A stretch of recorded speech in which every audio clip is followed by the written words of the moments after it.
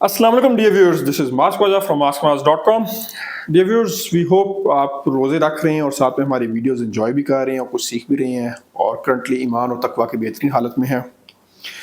तो viewers, global warming एक ऐसा इशू है जिससे पूरी दुनिया असरअंदाज हो रही है। और अगर हम स्पेसिफिकली बात करें पाकिस्तान की, तो पाकिस्तान में ग्लोबल वार्मिंग की इम्पैक्ट बहुत ज़्यादा देखने को मिल रही हैं और कुछ हमारी हरकतें भी इस तरह की हैं, जैसे डिफॉरेस्टेशन बहुत ज़्यादा हो रही है, सॉइल पोल्यूशन, हैज़र्डस वेस्ट की ओपन डंपिंग, जो ग्राउंड वाटर लेवल है वो दिन ब दिन कम से कम होता जा रहा है, एयर पोल्यूशन बढ़ती जा रही है, गैसियस एमिशंस अनकंट्रोल्ड है। अब तो स्मोक, गुज़िश्ता 7-8 साल से स्मोक का इम्पैक्ट इतना शदीद हो चुका है कि हेल्थ इश्यूज, बीमारियां बढ़ती जा रही हैं। इस सारी चीज़ों को कंट्रोल करने में हुकूमत क्या कर रही है और जनरल पब्लिक ने क्या स्टेप्स लिए हैं, जनरल पब्लिक की अवेयरनेस कितनी ज़्यादा है, इन दो चीज़ों को हम मुसलसल बात करते रहेंगे। लेकिन इन दोनों के बीच में एक इम्पॉर्टेंट फैक्टर आता है इन्वायरमेंट कंसल्टेंट का, इन्वायरमेंटलिस्ट जो इन्वायरमेंटल साइंसेस के पढ़ के निकल रहे हैं जवान मेरी तरह के। उन्होंने क्या रोल प्ले किया इन्वायरमेंट पोल्यूशन को कंट्रोल करने में या उसकी अवेयरनेस फैलाने में, या हुकूमत के साथ मिलकर कितनी स्ट्रेटजीज बनाई। इन सारी चीज़ों के साथ हम डिस्कस करेंगे मुजाहिद साहब के साथ। मुजाहिद साहब पहले भी हमारी पॉडकास्ट पे आ चुके हुए हैं, बहुत नामी ग्रामी इन्वायरमेंट कंसल्टेंट भी हैं और इन्होंने गुज़िश्ता पॉडकास्ट में HSC लेजिस्लेशंस के ऊपर अच्छी नज़र दौड़ाई थी, कुछ खामियां भी हाईलाइट की और पॉजिटिव एस्पेक्ट्स भी बताए। तो आज इन्वायरमेंट कंसल्टेंसी के पॉइंट ऑफ व्यू से हम इनके साथ दोबारा बैठे हैं इनकी ऑफिस में। जी मुजाहिद साहब, क्या हाल है, खैरियत से हैं? अल्हम्दुलिल्लाह, अल्लाह का शुक्र। मौज भाई, आप सुनाइए कैसे हैं और आप कैसे हैं? सारे के सारे व्यूअर्स, आई होप जैसे मौज भाई ने कहा माशाल्लाह रोज़े हैं, रोज़े रख रहे होंगे, अल्लाह पाक बरकत दे आपके रोज़ों में और इसी के सदक़े में हमारे माहौल को भी बेहतर बनाए। बेशक बेशक। तो ये तो जैसा आपने स्टार्टिंग में ना एक हमारी जो आम रिवाज है ना कि खुद कुछ नहीं करना, बस सदका बचा ले सानू। यानी अपनी हरकतें हमने ठीक नहीं करनी, काला बकरा दे दो, ज़िबा कर दो। देखें, दोनों चीज़ें ज़रूरी है, दुआ भी ज़रूरी है और दवा भी ज़रूरी है। तो हमारा तो बड़ा स्ट्रॉन्ग बिलीव है इस चीज़ के अंदर। सो दुआ करते रहना चाहिए अल्लाह ताला से और साथ साथ दवा कुछ ना कुछ करते रहना चाहिए। और अल्हम्दुलिल्लाह कंसल्टेंट्स या ओवरऑल अब इंडस्ट्री और एनवायरनमेंट डिपार्टमेंट दवा के मामले में बड़े इस वक्त गरम चल रहे हैं। बिल्कुल बिल्कुल। चलो ठीक हो गया, हम जैसा की बात मान लेते हैं। हम ना जो सबसे पहला ही सवाल है, सबसे सख्त सवाल से स्टार्ट करेंगे और सबसे सख्त चीज़ से, क्योंकि वो मैं समझता हूँ बैकबोन है जो हमारे यहाँ पोल्यूशन क्रिएट हो रही है और जो माल प्रैक्टिसेस इंडस्ट्रीज अडॉप्ट की है जिन इंडस्ट्रीज़ ने, उसकी बैकबोन और उसको सपोर्ट करने वाली वो चीज़ है और that is EIA, environmental impact assessment. ऐसे ही है ना? जी बिल्कुल ऐसे ही। तो अगर थोड़ा सा ओवरव्यू दें कि बेसिकली हम पोल्यूशन के कंट्रोल के, चलो उसको पोल्यूशन को बात करते हैं, इन्वायरमेंटल इम्पैक्ट असेसमेंट से हम चूंकि स्टार्ट करने लगे हैं कि ये क्या चीज़ है और इसमें कहाँ पे मसले मसाइल आ रहे हैं जो इंडस्ट्रियलिस्ट बहुत ज़्यादा आजकल ना उस पैमाने पहुंच चुके हैं कि they don't care about pollution generation. अच्छा मौज भाई, जो EIA या एनवायरमेंटल असेसमेंट सिंपल अगर कहें, उसमें EIA और IEE दोनों आ जाती हैं। इसका बेसिक जो मकसद है वो ये है कि कोई भी प्रोजेक्ट स्टार्ट होने से पहले उसकी प्लानिंग फेज़ में ही आप उसकी असेसमेंट करें, उसमें देखें कहाँ कहाँ पर एनवायरमेंटल हैज़र्ड्स मौजूद हैं, किस तरह के रिस्क मौजूद हैं और फिर उनको आप कैसे कैसे कंट्रोल कर सकते हैं। अब जो आपने बताया कि इंडस्ट्रियलिस्ट उस नहज तक पहुंच चुके हैं और वो इसको बहुत ज़्यादा फॉलो नहीं करते या इस तरह के मामला, उसकी मेन एक रीज़न ये है कि बहुत सारे लोगों को तो EIA और IEE की रिक्वायरमेंट के बारे में भी नहीं पता।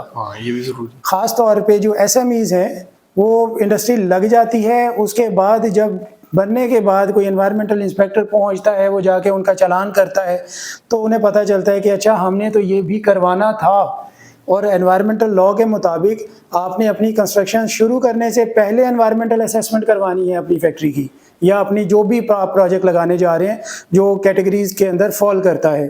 सो वो कैटेगरीज जो है वो एनवायरनमेंट डिपार्टमेंट ने डिफाइन की हैं अपने लॉ के अंडर।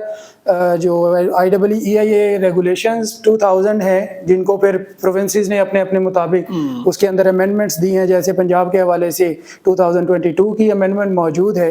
तो कैटेगरीज डिफाइंड हैं कि किस तरह के प्रोजेक्ट्स हैं जिसमें इनिशियल एनवायरमेंटल एग्जामिनेशन रिक्वायर्ड है, वो projects schedule 1 of IEEE regulations के अंदर मौजूद है। इसी तरह से दूसरी है कैटेगरी EIA की एनवायरमेंटल इम्पैक्ट असेसमेंट, जो डिटेल्ड स्टडी होती है एनवायरनमेंट की।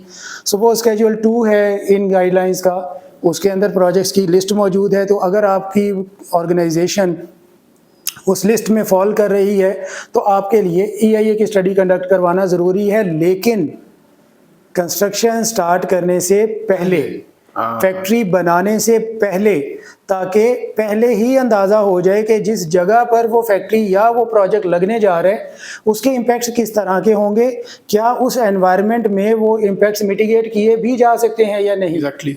सिंपल सी एग्जांपल दूं, लाहौर में रावी गुजर रहा है तो हम कहें कि जी यहाँ पे हम कोई डैम बना दें। सपोज अगर पानी ज़्यादा होता रावी का, काश के होता, तो हम यहाँ पर डैम बना दें। तो अच्छा। यहाँ पर लाहौर के इर्द गिर्द डैम फिजिबल नहीं है, क्योंकि इतनी ज़्यादा आबादी है कि उसके इम्पैक्ट्स कैलकुलेट करने जाएंगे तो फिजिबल ही नहीं है यहाँ पर प्रोजेक्ट। ये सिंपल सी एग्जांपल है, इसलिए इसकी फिजिबिलिटी स्टेज पर ही स्टडी करवा ली जाती है कि यहाँ पर ये बन भी सकता है कि नहीं, अगर बनेगा तो इसके इम्पैक्ट्स मिटिगेट हो भी सकते हैं या नहीं। अच्छा, ये ज़रा ना, चूँकि ये बात अब EIA की हो रही है, इसमें ज़रा मोटे मोटे 4-5 एस्पेक्ट्स बताइएगा जिन एस्पेक्ट्स को ना डिटेल में देखा जाता है कि वो कौन कौन से हैं। बिल्कुल, इसमें कैटेगरीज ही मैं बता देता हूँ कि कैटेगरीज क्यों डिफाइन की गई, IEEE कैटेगरी क्या है और क्यों है, और EIA कैटेगरी क्यों है। तो ऐसे प्रोजेक्ट्स जिनके नॉर्मली एडवर्स एनवायरमेंटल इम्पैक्ट्स ज़्यादा होते हैं और इरिवर्सिबल होते हैं, उनको हायर कैटेगरी में रखा गया है। उनके लिए डिटेल्ड स्टडी करवाई जाती है ताकि डिटेल में असेसमेंट होने के बाद उसके जो इम्पैक्ट्स हैं उनको इवैल्यूएशन उनकी बेहतर हो सके और उनकी मिटिगेशन बेहतर तौर पर दी जा सके। और डिपार्टमेंट के पास भी जब वो EIA सबमिट होता है तो डिपार्टमेंट उसके अंदर जो मौजूद मिटिगेशन मेजर्स हैं उनको चेक कर सके जाके। इसी तरह जो एनवायरमेंटल मैनेजमेंट प्लान, जो अदर प्लान्स बनाए जाते हैं इसमें तमाम के तमाम, उनको बेहतर तौर पर इम्प्लीमेंट करवाया जा सके। और अदर कैटेगरी जो है IEEE, उसमें नॉर्मली ऐसे प्रोजेक्ट्स फॉल करते हैं जिनके एडवर्स एनवायरमेंटल इम्पैक्ट्स कंपैरेटिवली कम हो और जिसमें ऐसे इम्पैक्ट्स ज़्यादा हों जो रिवर्सिबल हैं, जो टाइम के साथ या थोड़ी बहुत एफर्ट्स करके उनको रिवर्स किया जा सके। तो वो प्रोजेक्ट्स हैं वो थोड़ी सी छोटी कैटेगरी में फॉल कर रहे होते हैं। तो इसके अंदर हम जो असेसमेंट करते हैं वो मेरे ख्याल में एक बेसलाइन स्टडी बनती है ना सबसे पहले। नहीं, इसमें मैं आपको थोड़ा सा प्रोसीजर बता देता हूँ, पूरी की पूरी जो EIA या IEEE स्टडी कंडक्ट कैसे की जाती है। नॉर्मली जब प्रोजेक्ट किसी भी कंसल्टेंट के पास आता है तो फर्स्ट फेज होती है ओरिएंटेशन ऑफ द प्रोजेक्ट। जो भी क्लाइंट है उसके साथ कंसल्टेंट की टीम बैठती है, प्रोजेक्ट की ओरिएंटेशन लेती है, वो क्या करने जा रहे हैं, क्या बनाने जा रहे हैं, किस स्केल पे बनाने जा रहे हैं, किस एरिया में बनेगा। सो ये एक फर्स्ट स्टेप होता है। देन आता है फिर बेसलाइन स्टडी जिसकी अभी आपने बात की। उसमें हम देखते हैं कि उसमें इकोलॉजिकल फैक्टर, उसके सोशल फैक्टर्स, उसके ओवरऑल उसमें वाटर क्वालिटी, ग्राउंड जो है वो वाटर, उसके बाद उसकी सॉइल, उसकी नॉइज़, ईच एंड एवरीथिंग जो है वो फिर बेसलाइन में आ जाती है। इसी तरह बेसलाइन डेस्कटॉप स्टडी भी हम करते हैं कि क्या उस प्रोजेक्ट साइट से रिलेटेड कोई ऐसी स्टडीज़ मौजूद हैं पहले से जिससे हमें सपोर्ट मिल सके आइडेंटिफाई करने में एनवायरमेंटल एलिमेंट्स जो है उस एरिया के।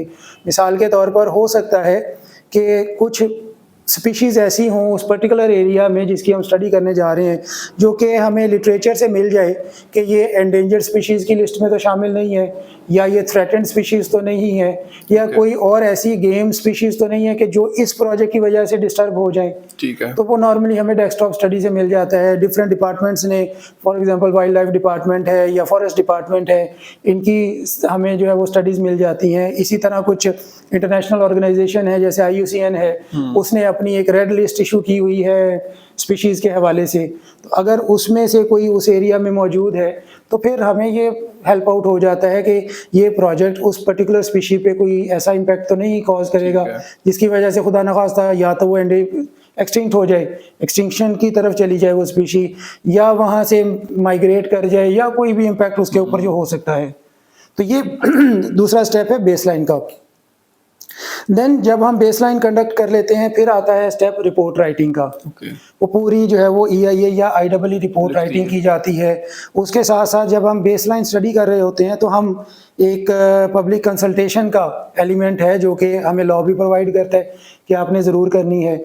जो वहाँ पे इर्द गिर्द उस प्रोजेक्ट के लोकेशंस पे मौजूद लोग हैं उनकी राय लेनी होती है। सोशल इकोनॉमिक सर्वे जिसको सोशल इकोनॉमिक सर्वे सिंपल आप कह लें। अब ये बहुत इंपॉर्टेंट होता है ख़ास तौर पर लार्ज स्केल प्रोजेक्ट्स के हवाले से। जैसे मैंने शुरू में एग्जांपल दी, कोई डैम बनने अगर जा रहा है या कोई और इस तरह का बड़ा प्रोजेक्ट जिसमें एरिया बहुत ज़्यादा कवर होगा, कोई रोड प्रोजेक्ट हो सकता है, सॉरी कोई रोड प्रोजेक्ट हो सकता है जिसमें लेंथ ऑफ रोड बहुत ज़्यादा है, जैसे मोटरवे बनी थी। तो अब आप देखें वो कितने किलोमीटर्स की लेंथ है जो कि बैरियर के तौर पे दरमियान में आ जाएगी।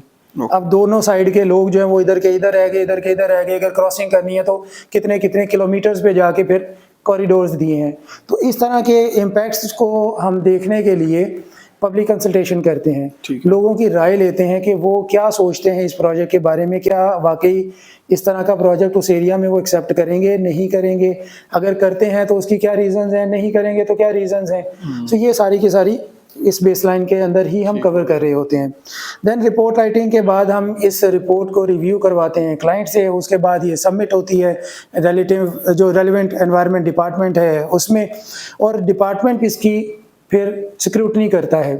स्क्रूटनी करने के बाद वो अपने रिव्यू लेटर इशू करता है कि जी हमें फर्दर इंफॉर्मेशन इस तरह की चाहिए, या हो सकता है कि डिपार्टमेंट स्क्रूटनी के दौरान ही उसे फील हो कि ये प्रोजेक्ट फिजिबल ही नहीं है, तो may be straight away department refuse कर दे उस प्रोजेक्ट को। तो ये जो पब्लिक हियरिंग होती है वो क्या है?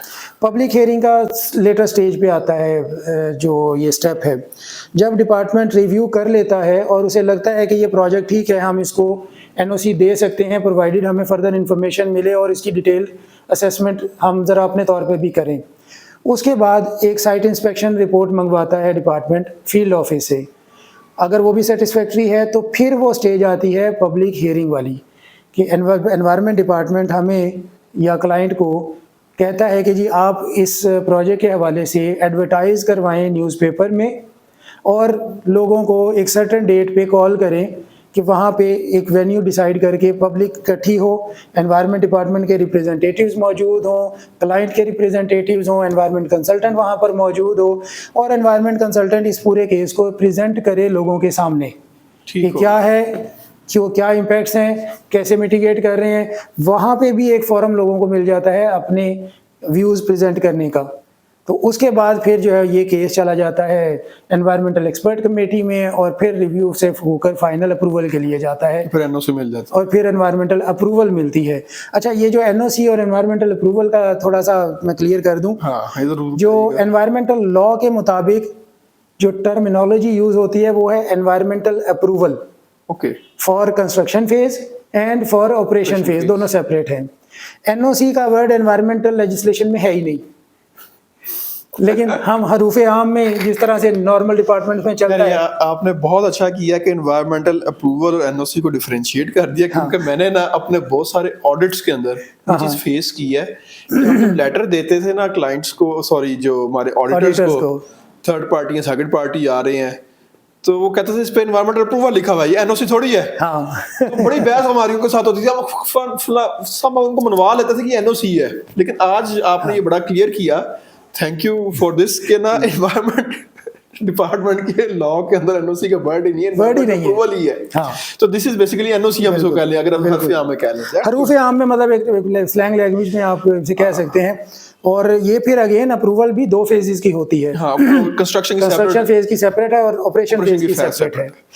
तो जबरदस्त हो गया, हमने मुजाहिद साहब को अच्छी खासी चाबी दी है, उनको कंफर्ट जोन में ले आए हैं EIA के बहाने, क्योंकि EIA के एक्सपर्ट भी हैं। अब आते हैं असल चीज के ऊपर कि EIA को मैंने बैकबोन क्यों कहा था कि mother of all corruption in environmental department, इसलिए कि EIA की रिपोर्ट्स कंसल्टेंट की पूरी कोशिश होती है कि बेहतरीन बने और जस्टिफाई करे। ऐसे ही है। उसको गलत चीज नजर आ भी रही हो तो वो फिर भी कहता नहीं जस्टिफाई करनी है, मैं आपका मिटिगेशन प्लान इस तरह से बना दूंगा, वो इन्वायरमेंटल मैनेजमेंट प्लान जो है EMP है।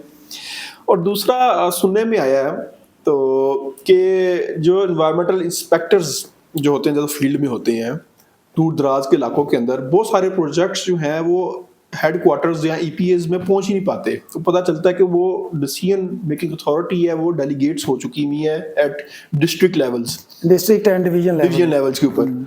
तो वहीं पे प्रोजेक्ट आइडेंटिफाई होता है, वहीं पे प्रोजेक्ट कंप्लीट होता है, वहीं से NOC भी इन्वायरमेंटल अप्रूवल भी जनरेट हो जाती है, हेडक्वार्टर्स को पता भी नहीं चलता। और बहुत सारे ऐसे सिनेरियोज भी मुमकिन है कि इन्वायरमेंट के जो वहाँ पे इंस्पेक्टर्स हैं उनकी अपनी कंपनीज हों और वहीं पे सारा काम हो रहा हो। अब ये सारी चीज़ों के ऊपर पर्दा उठाना है अब आपने, तो बताएं जी क्या इसमें सच्चाई है, कितनी सच्चाई है? मौज भाई, अनफॉर्चुनेटली ये एक अब तो नेकेड ट्रूथ है। अच्छा, ये सच है और इसमें ये करप्शन एलिमेंट्स ऑब्वियसली बात है शामिल हैं। एनवायरमेंटल इंस्पेक्टर्स का काम था एनवायरमेंटल लेजिस्लेशन को इम्प्लीमेंट करवाना, बिल्कुल। बल्कि इवन यहाँ तक कि जो कंसल्टेंट्स जो आपने बात की कि जी कोई चीज़ कंसल्टेंट हाइड भी कर जाता है सम टाइम अपने क्लाइंट को फेवर देने के लिए, उन चीज़ों को जाकर चेक करना और उनको हाईलाइट करवाना रादर देन कि वो खुद कंसल्टेंट बन के बैठ गए हैं।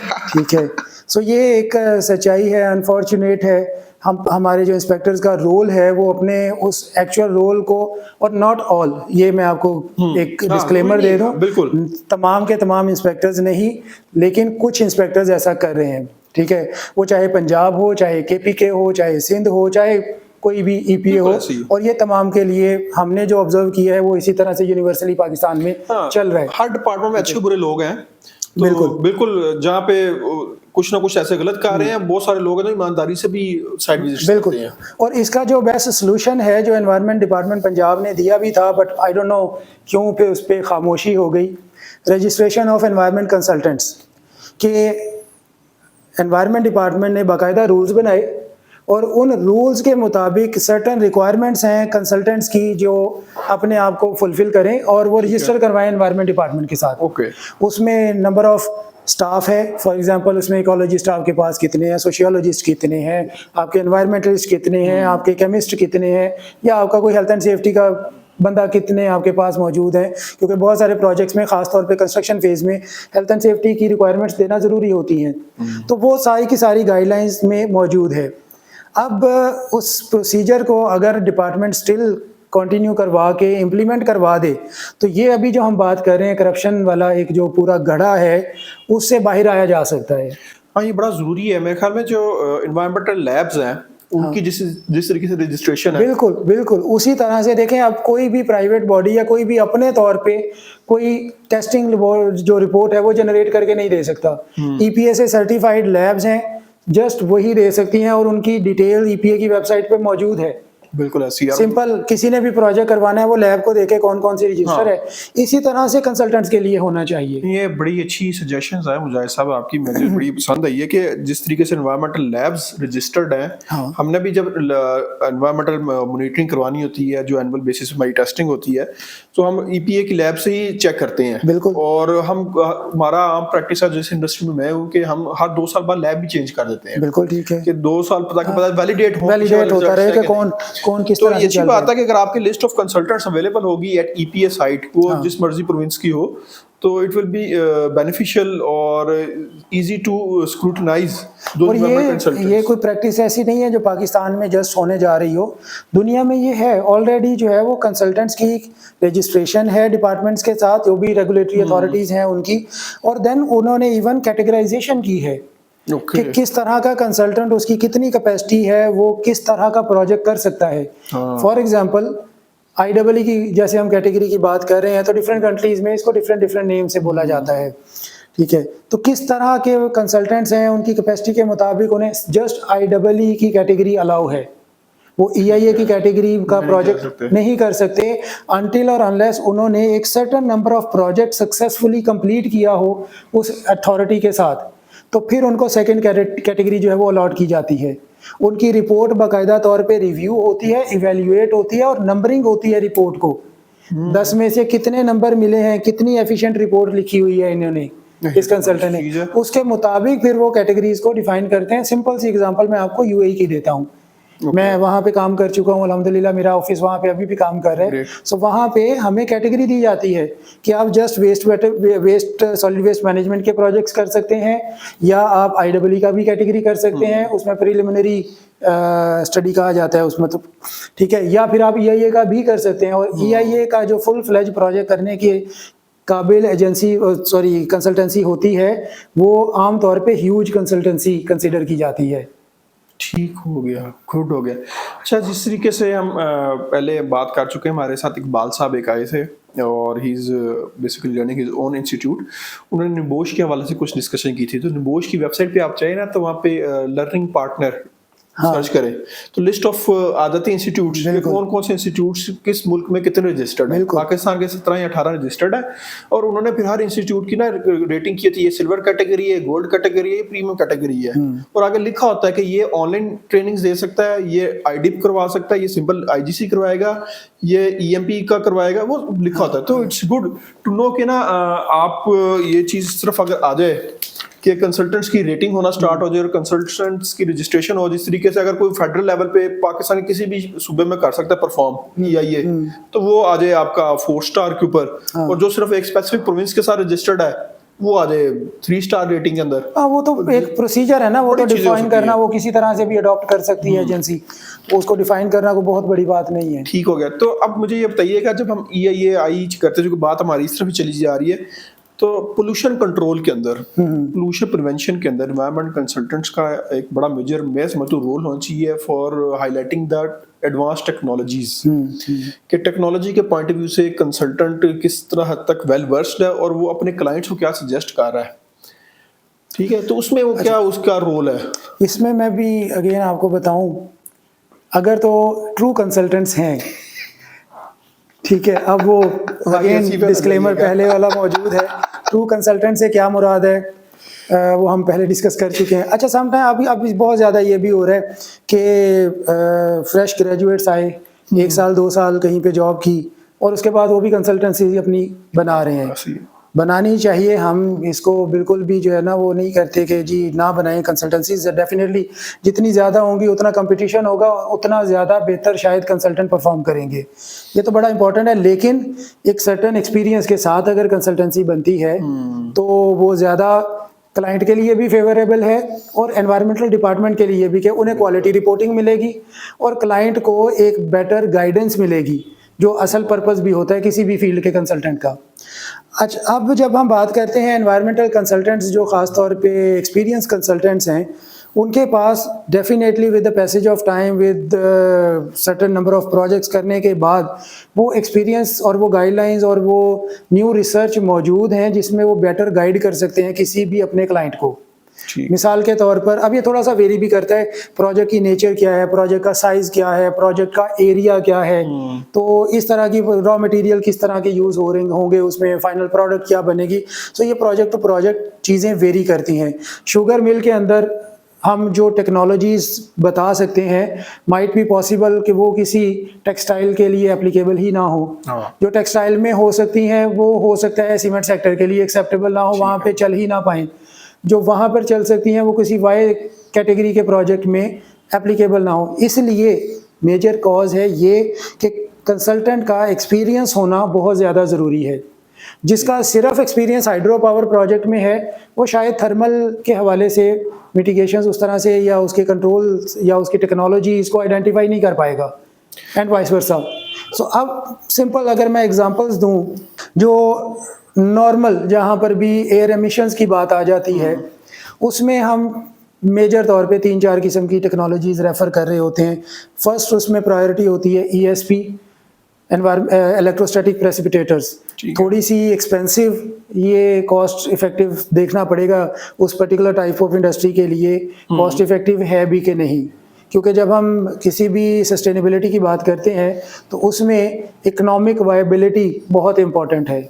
मैं कहूँ कि एक छोटा सा कोई बॉयलर लगना है और उसमें ESP लगा दिया जाए, तो वो कॉस्ट इफेक्टिव नहीं होगा। feasible उसके अगर पैरेलल में देखें कि हम एक सीमेंट फैक्ट्री लगने लगी है, सो ऑब्वियसली उसकी जितनी ह्यूज उसका स्ट्रक्चर है, उसकी कॉस्ट इन्वॉल्व है, उसमें ये इजीली लग सकता है, कॉस्ट इफेक्टिव रहता है, इनको पे बैक हो जाता है इतना। उसके बाद आ जाते हैं वेट स्क्रबर्स हैं। अब ये अगेन जो थोड़ा छोटे कैटेगरी के प्रोजेक्ट्स हैं उसमें ये बड़ा, अगर इसको थोड़ा सा बेहतर डिज़ाइन करवा लिया जाए, बड़ा एफिशिएंट काम करता है। इसके साथ कम्बिनेशन बन जाता है साइक्लोन्स का। तो अगर साइक्लोन और वेट स्क्रबर्स को कंबाइन करके लगा दिया जाए सीरीज में तो ये बड़ा अच्छा रिजल्ट देते हैं। अगेन प्रोवाइड की इशू यही है कि फैक्ट्रीज में लगे हुए होते हैं, उसकी मेंटेनेंस के इश्यूज़ की वजह से या कोई और एफिशिएंसी के इश्यूज़ आ जाते हैं। सम टाइम ये भी होता है कि प्रॉपर स्टडी नहीं करवाई गई तो वो अंडररेटेड लग जाता है। रिक्वायरमेंट होती है सपोज 100 की और लगा दिया जाता है 50 का, तो वो एफिशिएंट काम कर ही नहीं सकता किसी भी सूरत में।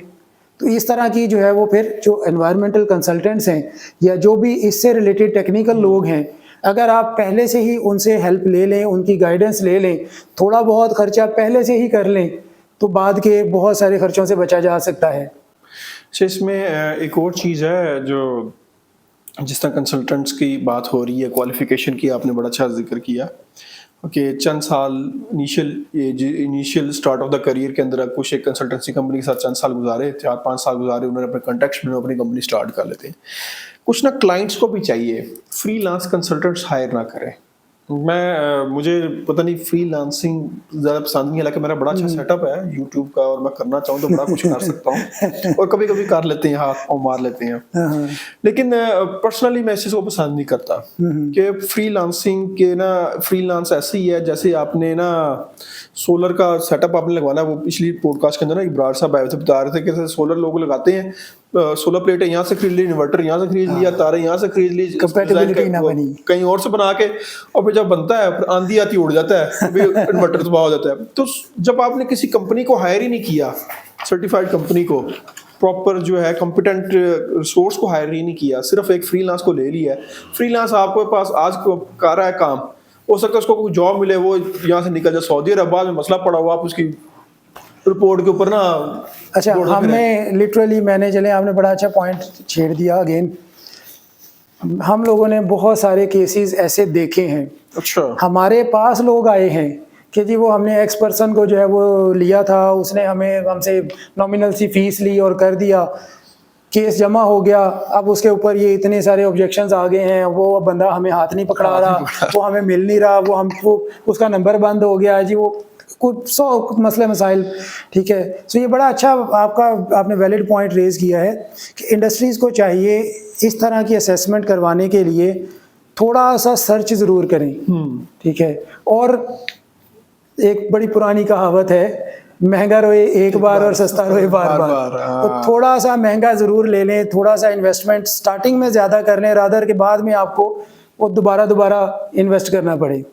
ठीक है, अब यही एक्सपीरियंस की जब हम बात कर रहे हैं और जब हम टेक्नोलॉजीज़ की बात कर रहे हैं, तो इसमें देखें असेसमेंट, अगर एक्सपीरियंस्ड कंसल्टेंट है तो उसके पास असेसमेंट टूल्स मौजूद होते हैं, उसके पास डिफरेंट मॉडल्स मौजूद होते हैं जिनको वो रन करता है, असेसमेंट करता है और उसके बाद उसके अकॉर्डिंगली मिटिगेशन सजेस्ट करता है।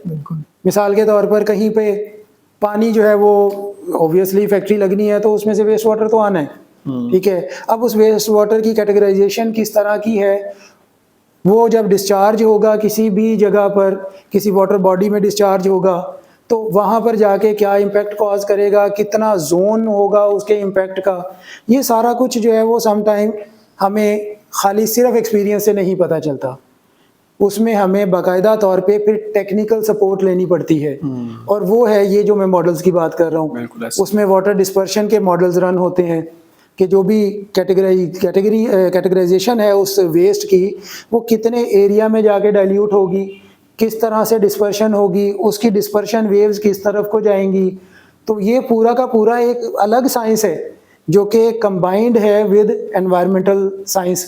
ठीक है, इसी तरह से एयर के हवाले से आ जाते हैं जब हम, तो अगर कोई थर्मल पावर प्लांट है या कोई और सीमेंट मिल है, सीमेंट किलन वगैरह है, या और कोई भी ऐसा प्रोजेक्ट जिसमें बहुत ज़्यादा एयर एमिशंस होनी है, उसकी एयर एमिशन मॉडलिंग की जाती है। एयर डिस्पर्शन मॉडलिंग होती है, पूरी विंड रोज बनती हैं उसकी, कि आपका इनपुट डाटा उसमें देखा जाता है कि कितना एमिशंस होंगी, कंसंट्रेशंस कितनी होंगी, ठीक है, कितना फ्यूल बर्न होगा, कितना एयर एमिशंस होंगी। उसके बाद बेसलाइन का डाटा उसमें ऐड होता है कि किस किस तरफ हवा चलती है, नॉर्मल रुख एयर का किस तरफ रहता है, उसके बाद कितनी स्पीड से चलती है, ह्यूमिडिटी कितनी है, टेम्परेचर कितना है।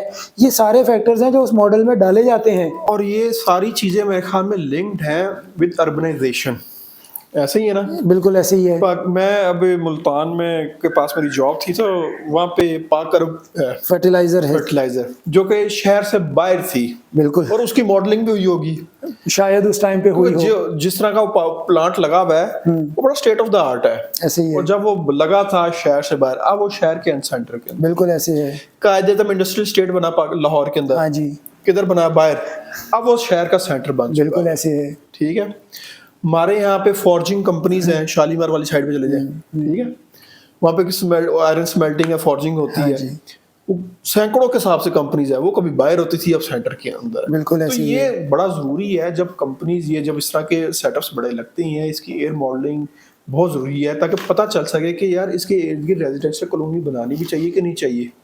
ठीक है, जिस तरफ को आपका धुआं जा रहा है, जिस तरफ को आपकी विंड डायरेक्शन है, और जहाँ पे आपकी विंड जो है कंसंट्रेट भी होती है, वहाँ पे आप हाउसिंग कॉलोनी बना देते हैं। और हमारे भी शहजादे ऐसे हैं कि फॉरेन इन्वेस्टर पहुंच जाते हैं ना प्लॉट लेने के लिए, फाइलें लेने के लिए।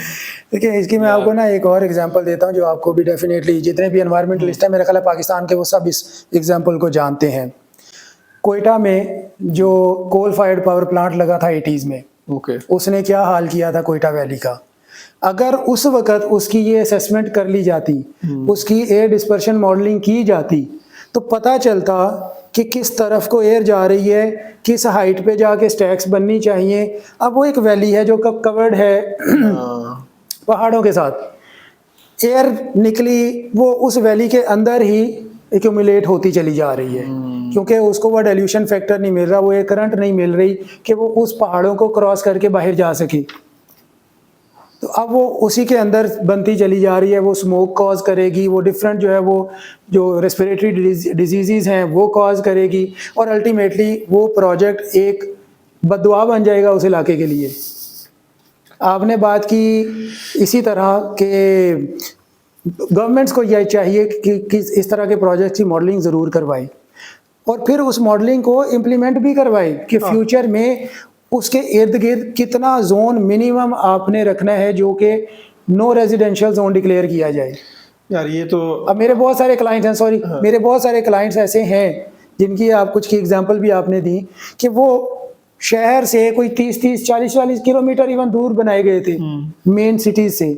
अब सिटीज उनको बिल्कुल जाके उनके इर्द गिर्द बस गई हैं। तो उसके इर्द गिर्द जमीन भी महंगी है। हाँ यार वहाँ पे पोल्यूशन निकल रही है, इंडस्ट्री है, एक और मैं आपको ट्रैफिक, और वहाँ पे कहते नहीं इसके करीब का प्लॉट लेना वो ज्यादा महंगा है। अब ये महंगे से मैं आपको एग्जांपल और देता हूँ। एयरपोर्ट नॉर्मली दुनिया में देखें तो शहरों से बाहर इतने डिस्टेंस पे बनाए जाते हैं। एक तो पोल्यूशन उसकी मेन रीजन है, दूसरी उसकी रीजन सेफ्टी भी होती है। सेफ्टी भी है, बिल्कुल। अब आपका DHA देखें, बिल्कुल बाउंड्री टच कर रहा है एयरपोर्ट के बिल्कुल सामने। अस्करी, आपका अस्करी 11-10 देखें, एयरपोर्ट को टच कर रहा है जस्ट। बहुत सारी सोसाइटीज अब एयरपोर्ट, और वो सोसाइटीज वाले लिखते हैं एयरपोर्ट से 5 मिनट की मुसाफत पे। यार ये जो मैं अभी बात करने लगा था, ये तो बड़ी बड़ी हमने बात कर दी ना।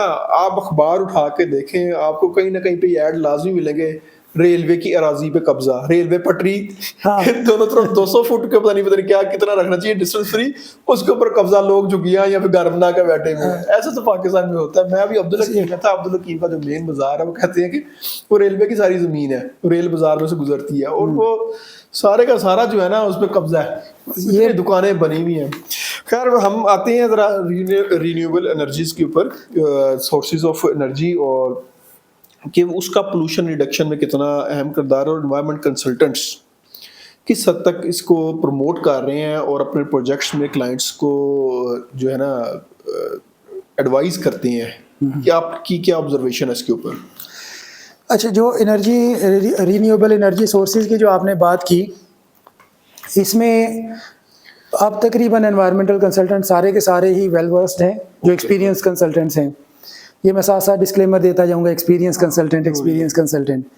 और उसमें जो मेन सोर्सेज हैं, सोलर बहुत ज़्यादा पॉपुलर हो रहा है। इसका एक थोड़ा सा ड्रॉबैक है सोलर का कि अल्टीमेटली इसकी जब अपनी लाइफ पूरी होती है प्लेट्स की, तो इसका हमारे पास अब तक डिस्पोजल मैकेनिज्म कोई नहीं है कि ये कहाँ जाएंगी, अल्टीमेटली इनका डिस्पोजल होगा कैसे। इस पे अभी रिसर्च पाकिस्तान में होना बहुत बाकी है। उसके बाद हम रिन्यूएबल देखें तो विंड एनर्जी है। विंड एनर्जी में अब थोड़ा सा स्टडी करनी पड़ती है, फिजिबिलिटी बहुत केयरफुली करनी पड़ती है। जो कॉरिडोर हैं, जो विंड कॉरिडोर्स हैं, उनको आइडेंटिफाई करना एक मेन टास्क है। और लेकिन हमारे पास बहुत बड़ा स्कोप पाकिस्तान में मौजूद है। हमारे साउथ पंजाब में, हमारे सिंध में, बलूचिस्तान के कुछ बेल्ट पे, इवन हमारे जीबी के कुछ बेल्ट में तो बहुत स्ट्रॉन्ग विंड्स मौजूद हैं। बड़ा ज़बरदस्त इसके प्रोजेक्ट्स जो है वो लगाए जा सकते हैं। इसी तरह से फिर जो है वो हाइड्रो पावर प्रोजेक्ट्स हैं, वो एक बड़ा सोर्स हैं जिसके ऊपर खत्म ही होता जा रहा बेचारा। नहीं, मैं आपको एक पॉजिटिव अगर फीडबैक दूं तो हाइड्रो हमारा बहुत ज़्यादा फ्लोरिश कर रहा है। अच्छा, बहुत ज़्यादा हाइड्रो पावर प्रोजेक्ट्स जो है वो कंस्ट्रक्शन फेज में है और कुछ इवन अपनी कंस्ट्रक्शन फेज पूरी कर चुके हैं, अब ऑपरेट हो रहे हैं। ठीक है, उसमें 720 मेगावाट का करोट हाइड्रो पावर प्रोजेक्ट है जो एक एग्जांपल है। उसके अलावा 840 मेगावाट का सुकी किनारी हाइड्रो पावर प्रोजेक्ट है, वो भी कमिश्निंग में आ गया है। ठीक है, टेस्ट रन वगैरह उसके सारे कंप्लीट हो चुके हैं। इसी तरह पतरिंड है और बहुत सारे हाइड्रो पावर प्रोजेक्ट्स हैं जिसमें मेजर जो कंट्रीब्यूशन है वो, पता नहीं अब ये मैं पॉजिटिव बात कर रहा हूँ या नेगेटिव कर रहा हूँ, चाइना की है। ठीक है, चाइना ने बहुत ज़्यादा इसमें इन्वेस्टमेंट की है। ठीक है, टेक्निकल सपोर्ट भी दी है। तो वो फ्यूचर जो है वो इंशाल्लाह हमारा हाइड्रो के हवाले से ब्राइट मुझे तो कम से कम नज़र आ रहा है। बहुत सारे छोटे बड़े मिला के बहुत सारे हाइड्रो पावर प्रोजेक्ट्स जो हैं वो बहुत सारे फिजिबिलिटी से निकल के कंस्ट्रक्शन फेज में हैं अब। ठीक है, कालाबाग अपनी अभी तक फिजिबिलिटी में ही है, अल्लाह करे कि वो भी पॉलिटिकल इश्यूज निकल के तो वो भी कहीं ग्राउंड पे आ जाए। ठीक है, फिर बड़े प्रोजेक्ट्स में अगर आप देखें तो दियामीर है। ठीक है, उसके अलावा जो है वो दासू है, मोहम्मदन है, बिल्कुल। उसके बाद पासू के ऊपर वर्किंग जारी है, काफ़ी सारे हैं। इंशाल्लाह मुझे हाइड्रो के हवाले से काफ़ी पॉजिटिविटी नज़र आ रही है। That's good. अच्छा, इन्होंने आपने बात की विंड कॉरिडोर की हवाले से। अच्छा, दो चीज़ें, सॉरी। एक तो सोलर नो डाउट अभी 2025 चल रहा है, तो सोलर की इंस्टॉलेशन तकरीबन 2012-13 में स्टार्ट हो गई थी पाकिस्तान में। छोटे छोटे प्रोजेक्ट स्टार्ट हो गए। जी बिल्कुल। तो यानी जो उस वक्त सोलर प्लेट्स इंस्टॉल हुई थी, they have gone through half of their life, तकरीबन 12 साल हो गए हैं, 10 साल हो गए हैं, तो 10 साल की मजीद लाइफ रह गई है। बिल्कुल। और सोलर के अंदर एक यूज होती है बैटरी, ड्राई बैटरीज जो होती हैं, जिनके ख्याल में लाइफ ही 5 to 7 years होती है, उससे भी कम इनफैक्ट उससे भी कम होती है।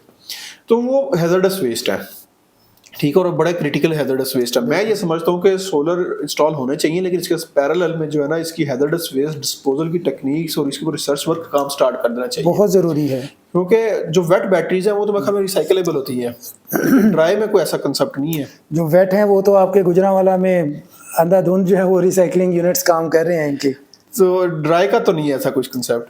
ड्राई का अभी तक मेरे इल्म में नहीं है। वाकई ड्राई ज़्यादा एक्सप्लोसिव है उसकी निस्बत है, लेकिन इसकी एक पॉजिटिव बात यह है कि इसकी life as compare to wet battery ज़्यादा है, तो वो एक थोड़ा सा पॉजिटिव फैक्टर है। अदरवाइज लेकिन ऑब्वियस ही बात है कि एक लाइफ है, उसने पूरी करनी है, उसके बाद उसने क्या करना है, वेस्ट में जाना है।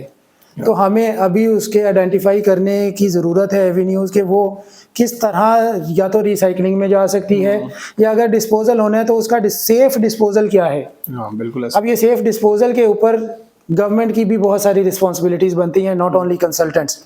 बिकॉज हम अपने फैक्ट्रीज़ का सिंपल हैजर्डस वेस्ट भी अगर देख लें, या इवन नॉन हैजर्डस वेस्ट भी देख लें, तो उसके लिए भी कोई प्रॉपर साइंटिफिक लैंडफिल साइट्स पूरे पाकिस्तान में ना होने के है ही नहीं इनफैक्ट।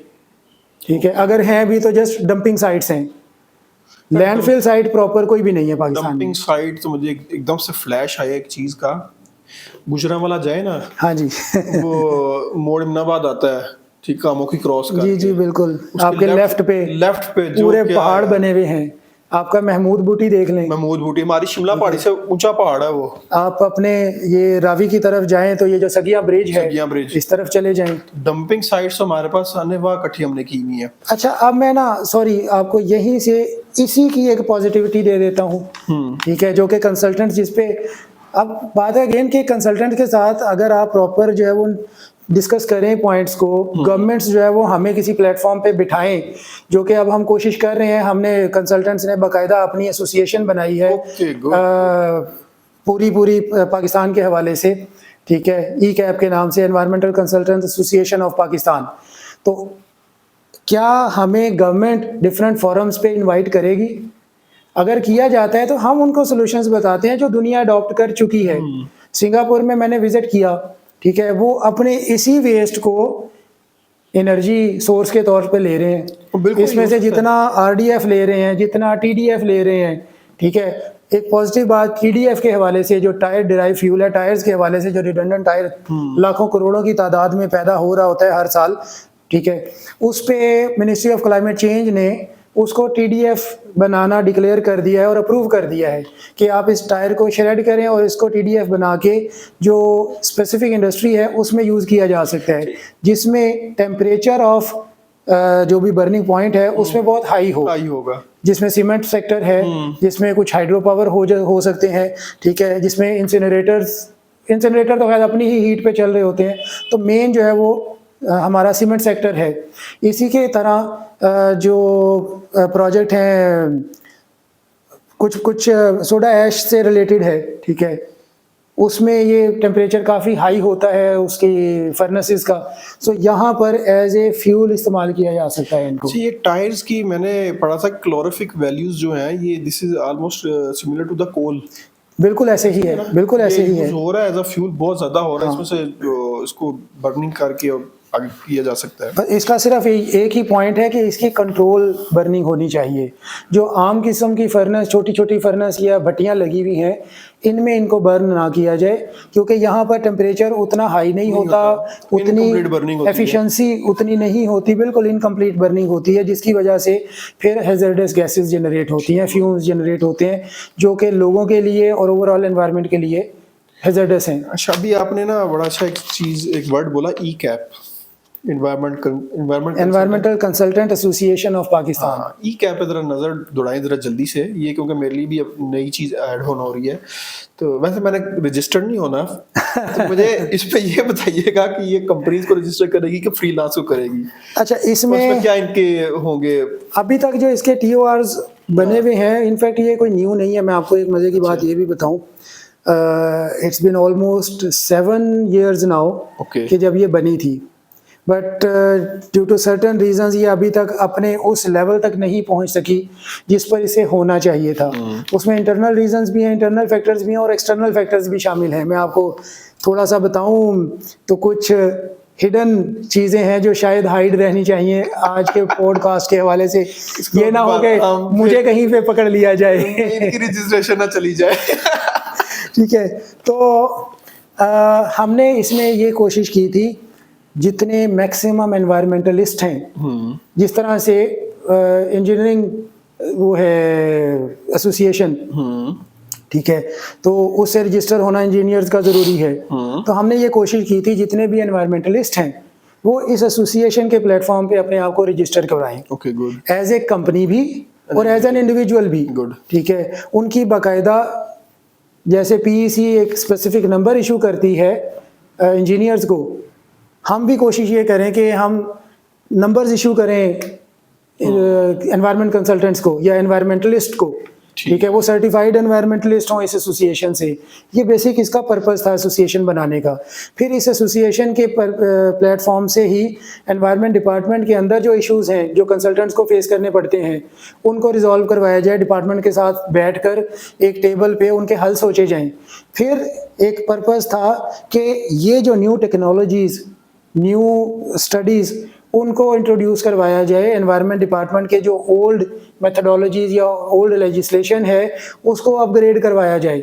और ये जो अभी हमने एक चैलेंज की बात की कि डिपार्टमेंट कंसल्टेंट्स के साथ बैठे और वो एवेन्यूज़ सर्च करे कि जिनके ऊपर जाके आप अपने सस्टेनेबल गोल्स को अचीव कर सकें। एक बड़ी ही मैं आपको बताऊं जो मुझे इन्फॉर्मेशन मिली, वर्ल्ड बैंक ने कुछ फंडिंग की प्रोजेक्ट्स की पाकिस्तान पंजाब गवर्नमेंट को, तो उसके गोल्स होते हैं जो आपने अचीव करने होते हैं, आपके टारगेट्स होते हैं जो आपने अचीव करके सबमिट करने होते हैं लेंडर्स को। तो वो 2-3 दफ़ा फेलियर आ चुका है उनमें। ओके, ठीक है, जिसके अगेंस्ट फिर पेनल्टीज़ होती हैं बड़ी हैवी गवर्नमेंट को। तो क्या डिपार्टमेंट अगर खुदा ना खास्ता कोई ऐसे फेलियर्स आ रहे हैं तो वो एक्सपर्ट्स को बिठाए अपने साथ। ज़रूरी नहीं है कि डिपार्टमेंट के अंदर जो लोग बैठे हैं वो हरफन मौला हर चीज़ को जानते हैं, कोई बहुत ज़्यादा एक्सपर्ट्स हैं, डेफिनेटली एक्सपर्ट्स मौजूद होते हैं डिपार्टमेंट के पास, लेकिन एनवायरमेंटल कंसल्टेंट्स की जो हम कहते हैं इनकी जो नॉलेज होता है या इनका एक्सपीरियंस होता है, डिफरेंट प्रोजेक्ट्स के ऊपर इन्होंने काम किया होता है, तो एक एक्सपीरियंस की बेस पे ये ज़्यादा बेहतर बता सकते हैं सॉल्यूशंस। कंसल्टेंट लेंडर्स के साथ भी काम कर रहे हैं, ठीक है, जिसमें वर्ल्ड बैंक है, एडीबी है, या और बहुत सारे बैंक्स हैं, या और बहुत सारे एसोसिएशंस हैं या ऑर्गेनाइजेशंस हैं जो प्रोजेक्ट को फंड करती हैं। जब कंसल्टेंट उन ऑर्गेनाइजेशंस के साथ काम करता है तो वो इंटरनेशनल एक्सपीरियंस को पाकिस्तान में ले आता है। वर्ल्ड बैंक कौन सी गाइडलाइंस अप्लाई करवा रहा है जो पूरी दुनिया में उनके प्रोजेक्ट्स पे अप्लाई होती हैं, वो चाहे पाकिस्तान में है, चाहे अमेरिका में है, या किसी भी और ऑर्गेनाइजेशन किसी भी और कंट्री में है, ठीक है। अब वो सेम गाइडलाइंस वहाँ पे अप्लाई हो रही हैं, सेम पाकिस्तान में अप्लाई होनी है, तो जो पाकिस्तान में बैठा हुआ एक अच्छा कंसल्टेंट है वो उन गाइडलाइंस को पाकिस्तानी प्रोजेक्ट्स में भी लेकर आएगा। डिपार्टमेंट जब हमारे साथ डिस्कशन करेगा, हम डिपार्टमेंट को भी वो चीज़ें बताएंगे, उन तक पहुंचाएंगे, और डिपार्टमेंट उन चीज़ों को अपनी लेजिस्लेशन में शामिल करके लेजिस्लेशन को अपडेट कर सकता है। बेसिकली आप एक ऐसा प्लेटफॉर्म बना रहे हैं या बन चुका है, बस उसकी ग्रोथ रिक्वायर्ड है, बस उसकी एक ग्रोथ रिक्वायर्ड है, हर चीज़ जो है ना प्रॉपर वे से इम्प्लीमेंट हो और अच्छी तरीके से। ये अच्छी चीज़ें यार होने चाहिए ऐसे प्लेटफॉर्म्स जहाँ पे गवर्नमेंट की हेल्प की जाए, और ऐसे प्लेटफॉर्म्स का जहाँ तक अभी तक हमने जितनी डिस्कशन की वो गवर्नमेंट लेवल या इंडस्ट्रियलिस्ट को क्या अवेयरनेस के पॉइंट ऑफ व्यू से। लेकिन याद होगा हमने ना पिछली पॉडकास्ट के अंदर एक चीज़ हमने बात की थी कि जो ट्रैफिक के ऊपर हादसा होते हैं वो सबसे ज़्यादा खतरनाक ना बाइकर्स ही होते हैं। बिल्कुल ऐसे ही है ना, ऐसे ही है। तो हम आप आते हैं उस लेवल के ऊपर कि अभी तक जो पोल्यूशन है, नो डाउट इंडस्ट्रियलिस्ट और का बड़ा मेजर रोल है, और गवर्नमेंट पॉलिसीज की नेग्लिजेंसी जो है उसका भी मेजर पार्ट है, बट एक बड़ा इंपॉर्टेंट चीज़ है, फैक्टर हमारी अपनी हरकतें। ठीक है, तो हम अब जनरल पब्लिक के अगर अवेयरनेस के पॉइंट ऑफ व्यू से बात करें तो इन्वायरमेंट कंसल्टेंट्स मुझे बहुत कम नज़र आए हैं, ठीक है, जो अवेयरनेस के पॉइंट ऑफ व्यू से कुछ ना कुछ काम कर रहे हो। तो उसमें आप क्या समझते हैं? अच्छा, ये बड़ा ज़बरदस्त आपने पॉइंट जो है वो रेज़ किया है। एनवायरमेंटल कंसल्टेंट्स एक इंडिविजुअल ऑर्गेनाइजेशन है जो कि आम तौर पे लार्ज स्केल पे काम नहीं कर रही होती।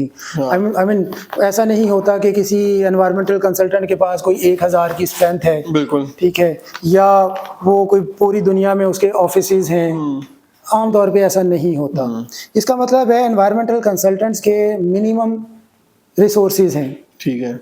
हाँ, एक हेल्प आउट क्या कर सकते हैं अवेयरनेस में कि वो गवर्नमेंट एजेंसीज के साथ मिलकर गवर्नमेंट की सपोर्ट के साथ सिस्टम्स डेवलप करें, अवेयरनेस कैंपेन्स डेवलप करें, ठीक है।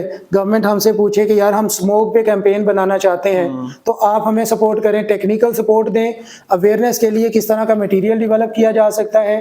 फॉर एग्जाम्पल जैसे लास्ट पॉडकास्ट में भी मैंने आपसे बात की थी कि अल्हम्दुलिल्लाह when I was in labour department, तो हमने पंजाब लेवल पे 5 जो है वो कैंपेन्स बनाई हेल्थ एंड सेफ्टी पे, और उनको बाकायदा तौर पे चलाया। हेल्थ एंड सेफ्टी की अवेयरनेस क्रिएट की, फैक्ट्री टू फैक्ट्री जाके लोगों के साथ इंटरेक्शंस की, डिफरेंट मीडियाज यूज किए, जिसमें इलेक्ट्रॉनिक मीडिया भी था, प्रिंट मीडिया भी था, सोशल मीडिया भी था, ठीक है, हर प्लेटफॉर्म को हमने यूज किया। तो गवर्नमेंट इस तरह की जो है वो सपोर्ट कंसल्टेंट्स से ले सकती है, टेक्निकल सपोर्ट। बाकी कंसल्टेंट अपने तौर पे डेफिनेटली कर रहा होता है। जब कोई भी प्रोजेक्ट करना होता है कंसल्टेंट ने, जैसे IEEE से बात शुरू हुई थी, तो उसमें एक पॉइंट आता है पब्लिक कंसल्टेशन का दूसरा आता है पब्लिक हियरिंग का। तो एनवायरनमेंट कंसल्टेंट इन दोनों स्टेजेस पे अवेयरनेस भी किसी ना किसी लेवल पर दे रहा होता है क्लाइंट को, प्लस आम आवाम को, कि उसमें वो जाता है, लोगों के साथ इंटरेक्ट करता है, उन्हें बताता है कि जी हम ये प्रोजेक्ट यहाँ पे लगाने जा रहे हैं, इस प्रोजेक्ट के इस तरह के एनवायरमेंटल इम्पैक्ट्स होंगे, नॉइज़ का इशू होगा या एयर एमिशंस का इशू होगा या वाटर का इशू होगा या कहीं पर कोई सोशल इश्यूज़ होंगे, वो उनके साथ डिस्कस करता है। फिर साथ साथ उनको बताता है कि इन इश्यूज़ को हमने रिजॉल्व करने के लिए क्या मेथोडोलॉजीज अडॉप्ट की हैं जिसकी वजह से आपको प्रॉब्लम्स नहीं होंगे, प्लस सोशल अपलिफ्ट होगा उस एरिया का, वहाँ पे उस एरिया की इकोनॉमी पे एक पॉजिटिव इम्पैक्ट आ रहा होता है। प्लांटेशन बहुत ज़्यादा होती है आमतौर पे इस तरह जब प्रोजेक्ट्स लगते हैं उनमें। तो ये सारे के सारे पॉइंट्स हैं जो अवेयरनेस के लिए कंसल्टेंट अपने तौर पे तो दे रहा होता है, लेकिन इसको मर्ज करने की ज़रूरत है डिपार्टमेंट्स के साथ। वो चाहे सिर्फ एनवायरनमेंट डिपार्टमेंट की ही ड्यूटी नहीं है, मैं आपको ये भी बताऊँ, एनवायरमेंटल अवेयरनेस देना हर डिपार्टमेंट की अपने अपने लेवल पे ड्यूटी है। PHA की अपनी रिस्पॉन्सिबिलिटी है, ट्रैफिक डिपार्टमेंट की अपनी रिस्पॉन्सिबिलिटी है कि वो ट्रैफिक की, जब आपने बात की स्मोक की, आपने शुरू में बात की, एक स्टडी हुई है, अर्बन यूनिट ने ये स्टडी की, उसके मुताबिक जो मेजर कंट्रीब्यूटर है स्मोक का वो कोई फैक्ट्री नहीं है, वो गाड़ियां हैं, वो ट्रैफिक है। ये तो है। अब मैं LDA के साथ भी एज ए कंसल्टेंट काम करता रहा हूँ, तो वहाँ पर भी हमने ये सॉल्यूशंस बैठ के बहुत ज़्यादा कंसल्टेशंस करके इंटरनल और अदर डिपार्टमेंट्स के साथ प्रपोज किए। फॉर एग्जांपल कि लाहौर के जितने मेजर रोड्स हैं उन तमाम को सिग्नल फ्री कर दिया जाए। सिग्नल्स के ऊपर जितनी कंजेशन लगती है, जितनी देर गाड़ी खड़ी है, आइडल जो है वो एमिशंस करती चली जा रही है, अगर वो उस फ्लो में चलती हुई होगी तो वो रिलेटिवली कम हो जाएगा। हाँ, ठीक है, उसका वो स्टे टाइम कम हो गया ना, वो निकल जाएगी आगे। बिल्कुल। और अगर वो रुक रही है सिग्नल पे 10 मिनट गुजार रही है तो हो सकता है 4 मिनट में आ जाए वो। बिल्कुल। अब रोड के ऊपर उस गाड़ी का टाइम ही ओवरऑल कम हो गया, तो इसलिए एमिशंस ऑटोमेटिकली कम होना शुरू हो जाएंगी। फिर उसके बाद जो ट्रैफिक डिपार्टमेंट है उसके साथ डिस्कशंस हुई हमारी कि गाड़ियां जितनी रोड के ऊपर चल रही हैं, ख़ास तौर पे जो पब्लिक ट्रांसपोर्ट है या जो ये हैवी ट्रांसपोर्ट है, मटेरियल ट्रांसपोर्टेशन के लिए, इनके फिटनेस सर्टिफिकेट्स इशू किए जाएं और बाकायदा फिटनेस करने के बाद चेक फिर इशू किए जाएं, बजाय के घर बैठे ही वो फिटनेस सर्टिफिकेट ले ले। डिपार्टमेंट भी है विस्क के नाम से, ऐसे ना, व्हीकल इंस्पेक्शन। बिल्कुल, व्हीकल इंस्पेक्शन का एक बाकायदा डिपार्टमेंट है। अब उसका भी चेक करके वो सर्टिफिकेट इशू किए। कमिश्नर लाहौर के साथ हमारी इस पे मीटिंग्स हुई, कंबाइंड मीटिंग्स डिपार्टमेंट्स की, और उसमें हमने यही प्रपोज किया कि ये जो इंस्पेक्शन पॉइंट्स हैं, पहले नंबर पे तो इनको बढ़ाया जाए। हाँ, 2 पॉइंट्स हैं या 3 पॉइंट्स हैं पूरे एक जो है वो 50-60 किलोमीटर के रेडियस में, तो अब एक बंदा स्पेशल इतनी दूर जानते हैं वो वैसे ही कतराता है। ये बिल्कुल ठीक है। उसके पास टाइम का इशू है, उसके पास जी फ्यूल का इशू है, वो कहेगा जी मैं जाता ही नहीं हूँ, वैसे लेजी हो गया। सो इन इंस्पेक्शन स्टेशंस को बढ़ाया जाए नंबर्स को, और विसिनिटी में ज़्यादा से ज़्यादा लोगों की दे दिए जाएँ कि जो, ताकि आवाम के पास भी फिर कोई वो ना रहे कि जी हमारे पास जी हम कहाँ जाके चेक करवाएं, कैसे चेक करवाएं। अब मैं आपको एग्जांपल देता हूँ UAE की। मैं चूँकि वहाँ पे काम कर रहा हूँ और वहाँ पे हमने देखा है चीज़ों को, इसलिए ज़्यादा एग्जांपल्स उसकी दे रहा हूँ। डिफरेंट पॉइंट्स पे उन्होंने सिटीज़ के पास ये दिए हैं इंस्पेक्शन स्टेशंस कि जाएं और जाके करवा के आएँ, और उसके बाद जो स्टिकर लगता है वो बाकायदा इंस्पेक्शन होने के बाद ही लगता है गाड़ी पे। उनको असल में ना UAE के अंदर लोगों को श्योरिटी है कि उनकी इंस्पेक्शन होगी, इंस्पेक्शन पास कर जाएंगे। बिल्कुल। पाकिस्तान के अंदर तो ये डर के नहीं जाते कि यार गड्डी फेल हो जानी है। अच्छा, उसका मेन रीज़न ये है ना, देखें, मेंटेनेंस। अगर मैंने गाड़ी रखी हुई है तो मैं अगर उसको मेंटेन नहीं कर रहा तो जारी सी बात है वो अल्टीमेटली पोल्यूशन कॉज करेगी। मैंने ना एनवायरनमेंट, माजरत के साथ का आपको कट कर रहा हूँ, एनवायरनमेंट डिपार्टमेंट ने इस पे इनिशिएटिव लिया है, बट उस स्केल पे अनफॉर्चुनेटली नहीं लिया जा सका क्योंकि उनके भी अपने चैलेंजेस हैं कि ट्रैफिक डिपार्टमेंट के साथ मिलकर चालान करना। ठीक है, अब वो चालान किस लेवल पे हो सकते हैं, एनवायरमेंटल इंस्पेक्टर्स के अपने क्या इश्यूज हैं, उनके पास और कितनी असाइनमेंट्स हैं, वो रोड पे कितना टाइम गुजार सकते हैं, ये भी मामलात हैं। अच्छा, मैं बताने लगा था कि मैंने ना काफ़ी साल पहले ये व्हीकल इंस्पेक्शन वाले ना जो डिपार्टमेंट्स पर वीडियो मैंने बनाई थी और यूट्यूब चैनल पे अपने ना अपलोड भी की कि आप वहाँ पे व्हीकल्स लेके जाएं, इंस्पेक्शन और ट्रांसपोर्टेशन, जो कमर्शियल व्हीकल्स हैं उनकी इंस्पेक्शन मस्ट है। तो अच्छा, वो अक्सर होता है मुझे मैसेज या कॉल आ जाती है कि सर मैं गाड़ी लेकर आ रहा हूँ इंस्पेक्शन के लिए, तो क्या रिक्वायरमेंट है। लोग समझते हैं कि शायद वो मेरा नंबर है ना, ये इंस्पेक्टर का किसी नंबर है। तो कुछ अर्सा पहले ना मुझे एक बंदा की कॉल आई, उसने कहा मैं ना गड्डी ले आनी है तो कैसे करके आवा। मैं कहा यार ड्रेस देख ले आ जा। कहता मेरी गड्डी धुआं बड़ा मार दिया तो हो जाएगी पास। मैंने कहा कौन सी गाड़ी है, कहता डब्बा है 70 मॉडल का। मैंने कहा नहीं तेरी नहीं पास होगी, खबर तू आ जाती है अंदर बंद कर दूंगा। ऐसे अक्सर मुझे आ जाती है अभी। अब ये इश्यूज है ना। तो अच्छा, अब हमने बात स्टार्ट की थी जनरल पब्लिक की अवेयरनेस पर, जैसे आज मेरे ख्याल में वाटर डे भी शायद है। बिल्कुल। तो इस तरह के बहुत सारे एनवायरनमेंट डे, वाटर डे, अर्थ और इस तरह की चीजें आती रहती हैं, ये क्या रोल प्ले करती हैं? देखें, as a symbol in days का होना ज़रूरी है, ऑब्वियस ही बात है, ताकि लोगों को रिमाइंडर मिलता रहे।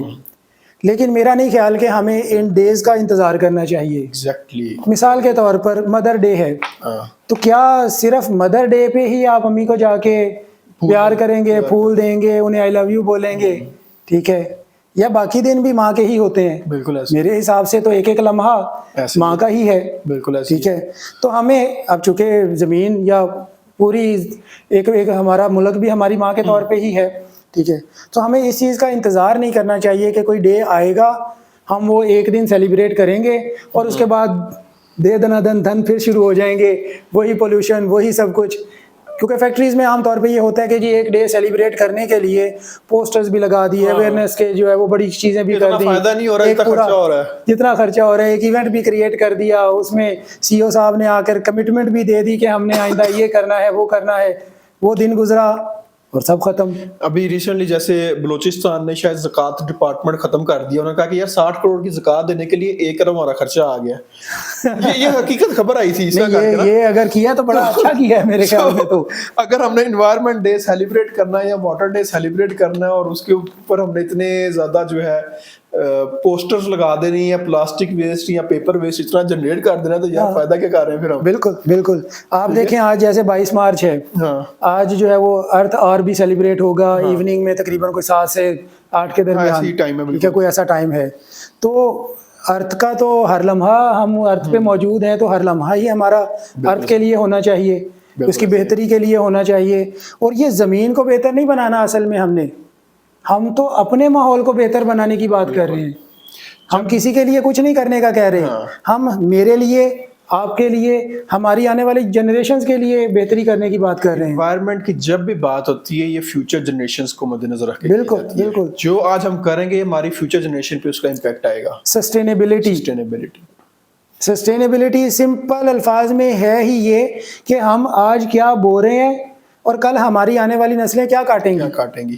गंद बो के जाएंगे तो अनफॉर्चुनेटली वो भी बेचारे वही काटेंगे। ठीक है, बिल्कुल। आज कोई अच्छी फसल जो है वो हम बो देंगे तो कल उनको उसका फल मिल रहा होगा, और आगे अगर वो भी अच्छी फसल बो के जाएंगे तो उससे अगली जो नस्ल है वो फायदा उठाएगी। ऐसी है। अच्छा, ये हमारे यहाँ ना जब हम ये बात चूंकि पोल्यूशन की बात कर रहे हैं तो इसमें एक बहुत मेजर फैक्टर मेरे ख्याल में डिफॉरेस्टेशन का भी है। बिल्कुल। अभी आज ही सुबह मैंने स्टैटिस्टिक्स को दोबारा रिव्यू किया। As per United nation report Pakistan का सिर्फ 2.2% ऑफ लैंड इज फॉरेस्ट। बिल्कुल ऐसे ही है। और जबकि जो हमारा फॉरेस्ट डिपार्टमेंट है वो क्लेम करता है, उसी में नीचे लिखा था गूगल के ऊपर, आप चेक कर लीजिएगा कि वो हमारा 5% of the land is forest. तो that doesn't make any difference के 2.2% हो या 5% हो, चूंकि रिक्वायरमेंट हमारी 25% है। तो हम 2% पे खड़े हैं, 5% पे खड़े हैं, तो फर्क ही नहीं पड़ता। तो we are far below the par. बिल्कुल ऐसे ही है जी। और डिफॉरेस्टेशन में जो मेजर कंट्रीब्यूटिंग फैक्टर्स हैं अर्बन एरियाज़ की, हम अगर बात करें तो हाउसिंग सोसाइटीज़ हैं मेरे मुताबिक। और हाउसिंग जो है वो सिर्फ और सिर्फ डिफॉरेस्टेशन की एक वो कॉज नहीं है, बड़े नियर फ्यूचर में फूड स्कैर्सिटी होने जा रही है। जितनी हमारी एग्रीकल्चर लैंड थी वो सारी की सारी हाउसिंग सोसाइटीज़ ने काबू कर ली है। सारी की सारी से मुराद मेरी मेजर लैंड है, मेजर चंक है उस लैंड का। रूडा अथॉरिटी बनाई गई लाहौर के लिए, ठीक है, Ravi urban development authority, okay, जिसका काम ये है कि रावी के अलोंग जो है वो अर्बनाइजेशन करे।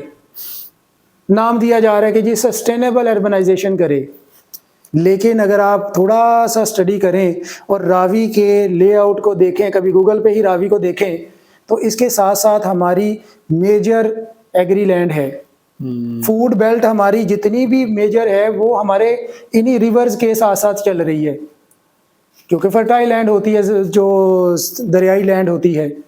तो आप उस पे गवर्नमेंट बना रही है पॉलिसी कि रूडा बनाए और सारी की सारी लैंड को इधर हाउसिंग सोसाइटीज को दे दें। ऐड कर दो, एक और चीज ऐड करता हूँ, बड़ा जरूरी है।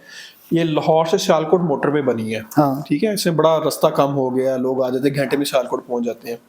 अच्छा, ये जिस बेल्ट में बनी है ना, सारी बेल्ट के दोनों तरफ ना एग्रीकल्चर लैंड है, मेन चावल है। चावल है। मेरा गांव भी वहाँ पे है, अच्छा, क्योंकि हमने फेस भी किया है कुछ चीज़ें वहाँ पे ना। अब उसके लिए जितने भी डंपर्स मट्टी से भरते थे वो आसपास की उन्होंने इलाके से उठाई है, क्योंकि दूर से मट्टी लाना उनके लिए फिजिबल नहीं था, महंगी पड़ रही थी। इसी तरीके से एक उन्होंने रोड निकाली है, शायद में हमें वांडो जगह है, वहां से ना चांदा किले के पास जाके कहीं निकलती सेंटर से एक रोड, उसके गिर्द भी आप जाएंगे ना, आपको 50-50 फुट गड़े नजर आएंगे फसलों के साथ। अब वो वहां पे बारिश का पानी खड़ा होता है, ठीक है, वहां पे डेंगू आएगा भी, ऑब्वियसली आ रहा है अप्रैल का महीना, हाँ शुरू है, समझ लें, ठीक है। फिर इस तरह की बीमारियां आएंगी, आपकी जो क्रॉप्स है वो डिस्टर्ब हो रही हैं, फिर जो एक्सेस रोड्स हैं, ठीक है, एक जो जरी जमीन होती है ना, उसका एक मेजर वैल्यू उसकी इस चीज पे होती है कि वहां पे ट्रक या ट्रैक्टर आ सकता है कि नहीं जा सकता, एक्सेस कैसी है, वो डिस्टर्ब हो गई। तो एग्रीकल्चर लैंड इस डेवलपमेंट ने खराब कर दी है, और मैंने नहीं कोई कंसल्टेंट या एनवायरमेंटलिस्ट देखा जो इसके ऊपर बात करता हुआ नजर आए। तो हमें बीइंग एनवायरमेंटलिस्ट या एनवायरमेंट कंसल्टेंट्स, हमारी बड़ी जिम्मेदारी है हम जगह जगह पर रेड फ्लैग्स रेज करें। बिल्कुल बिल्कुल, हमें ये बहुत अच्छा बात है कि हम गवर्नमेंट एजेंसीज के साथ लिंक क्रिएट कर लें और उनके थ्रू हाईलाइट करें, बट डेफिनेटली वो आ जाता है फिर कमर्शलाइजेशन। तो फिर जब कमर्शलाइजेशन होती है तो फिर बहुत सारे इंटरेस्ट उसमें इन्वॉल्व हो जाती है। तो बीइंग इंडिविजुअल हमें बहुत ज़्यादा ज़रूरत है इस चीज़ की आगे बढ़ने की भी। जैसे कुछ अर्सा पहले आपने देखा होगा, बल्कि महीना पुरानी बात है, फरवरी के स्टार्ट में न्यूज़ आई थी कि इस साल रेनफॉल बहुत कम होगी। हाँ जी, ऐसी है ना, बिल्कुल ऐसे ही था। तो स्नोफॉल भी कम थी, रेनफॉल भी कम थी। स्नोफॉल शुरू में हुई है, मेन सीजन में हुई नहीं, फिर एंड में जाके हुई है, एंड पे जाके हुई है, ठीक है।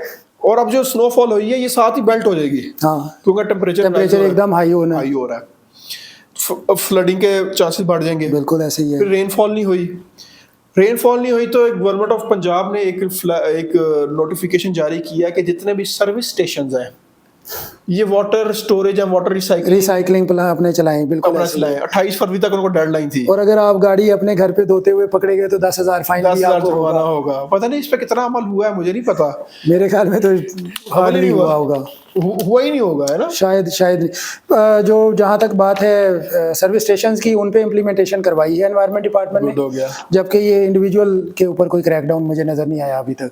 अच्छा, उसके बाद फिर हम देखते हैं, अब ये सारे वो पॉइंट हैं जिन पे कंसल्टेंट प्लस डिपार्टमेंट दोनों को कहीं ना कहीं इंटरेक्ट करना जरूरी है। बिल्कुल ऐसे। कहीं ना कहीं इनकी आपस में सिटिंग होके ऐसे प्रोजेक्ट्स के ऊपर खास तौर पे डिस्कशंस होनी चाहिए। मोटरवेज बने हमारे, देखें कितने हजारों किलोमीटर की अब मोटरवेज हमारी पाकिस्तान की हो गई है, ठीक है।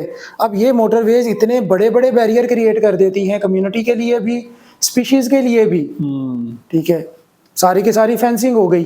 अब एक स्पीशी ने, टर्टल की स्पीशी है, उसने लेफ्ट से राइट जाना है, रोड कैसे क्रॉस करेगा? वो मोटरवे तो नहीं क्रॉस कर सकता, रास्ते में बहुत ज्यादा नजर आते हैं आपको, ठीक है। अब वो होता क्या है फिर, ये स्पीशीज के लिए वो एक पूरा का पूरा बैरियर क्रिएट हो गया। अगर ये डिपार्टमेंट्स और कंसल्टेंट्स टाइमली बैठें, मैं डिपार्टमेंट्स की बात कर रहा हूँ, सिर्फ एनवायरनमेंट डिपार्टमेंट की बात नहीं कर रहा, जिसमें फॉरेस्ट हो, जिसमें जो वाइल्ड लाइफ हो, वो बैठें, देखें, कहाँ आइडेंटिफाई करें कौन कौन से कॉरिडोर्स हैं हमारे जहाँ पर ऐसी स्पीशीज मौजूद हैं जिन्होंने माइग्रेट करना होता है, ठीक है, जिनकी ईयरली माइग्रेशन होनी है, तो वो उनको उन स्पॉट्स पे कॉरिडोर्स दिए जाएं। बिल्कुल उससे ये होगा कि ये बेचारी वाइल्ड लाइफ जो इतनी हमारी सड़कों पे आके ज़ाया होती है, आप देखें जैकल्स हैं, इवन डॉग्स हैं, वो मोटरवे पे या जीटी रोड पे या आपको मरे हुए जगह जगह नज़र आते हैं।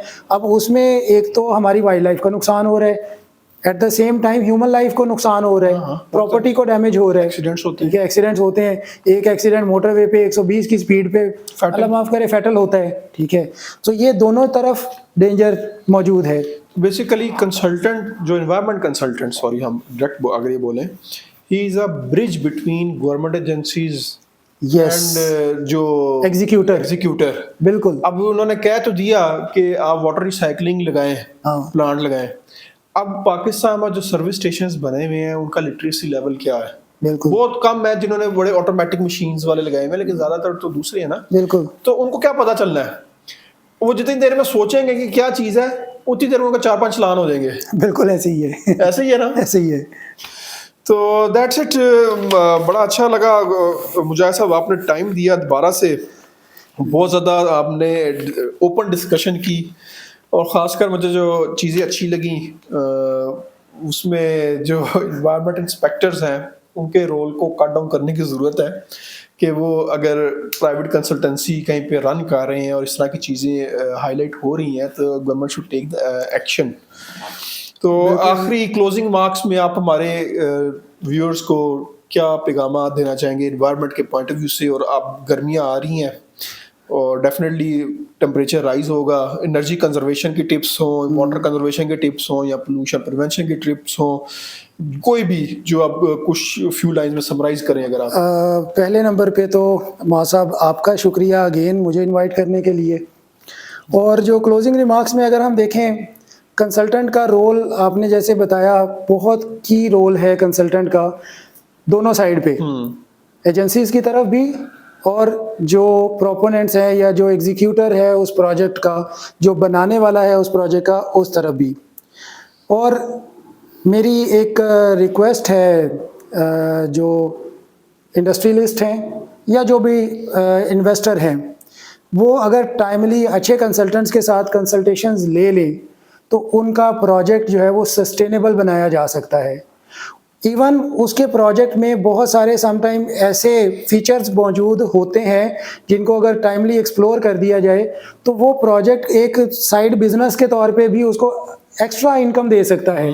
मिसाल के तौर पर कार्बन फुटप्रिंटिंग एक कॉन्सेप्ट है, ठीक है, वो अगर टाइमली करवा ली जाए तो आपको अपने फुटप्रिंट्स का पता चल जाता है, उनको रिड्यूस करवा सकते हैं आप और उनके अगेंस्ट कार्बन ट्रेडिंग कर सकते हैं, ठीक है। एक एक्स्ट्रा पैसा आप डिफरेंट एजेंसी से ले सकते हैं।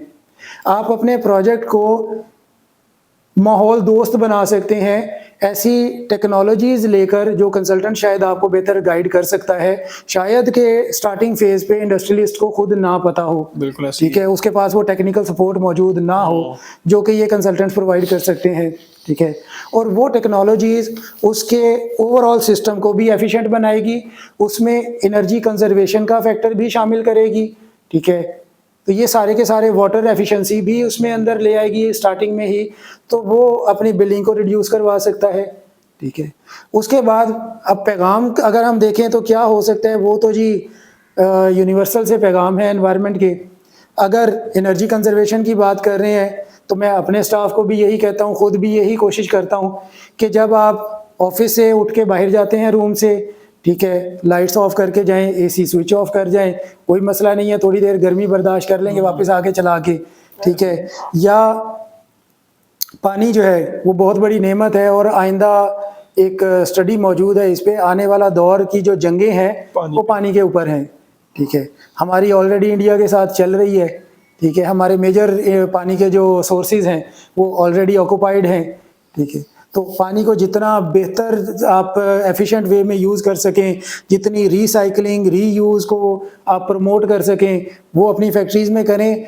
मैंने ये भी देखा है टर्शरी ट्रीटमेंट प्लांट लोगों ने लगाए हैं, लेकिन टर्शरी ट्रीटमेंट करने के बाद भी वाटर डिस्चार्ज कर रहे हैं, टोटल डिस्चार्ज कर रहे हैं, उसको रिसाइकल या रीयूज़ में नहीं लेकर आ रहे। सो यही हमारे पैगाम है जी, ज़्यादा से ज़्यादा जो है वो आप माहौल दोस्त प्रोजेक्ट्स प्रमोट करें, अपने माहौल का अपने लिए और अपने आने वाली जनरेशन्स के लिए ख्याल रखें। शुक्रिया जी।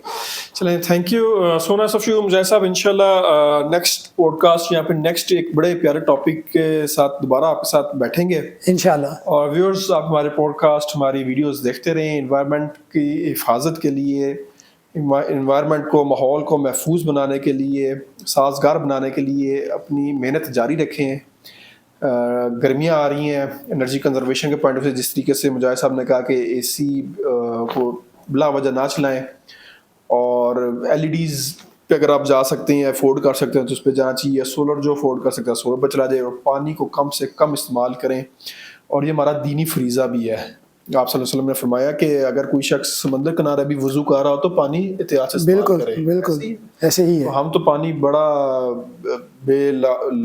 लगाम तरीके से इस्तेमाल करते हैं और ज़ाया करते हैं।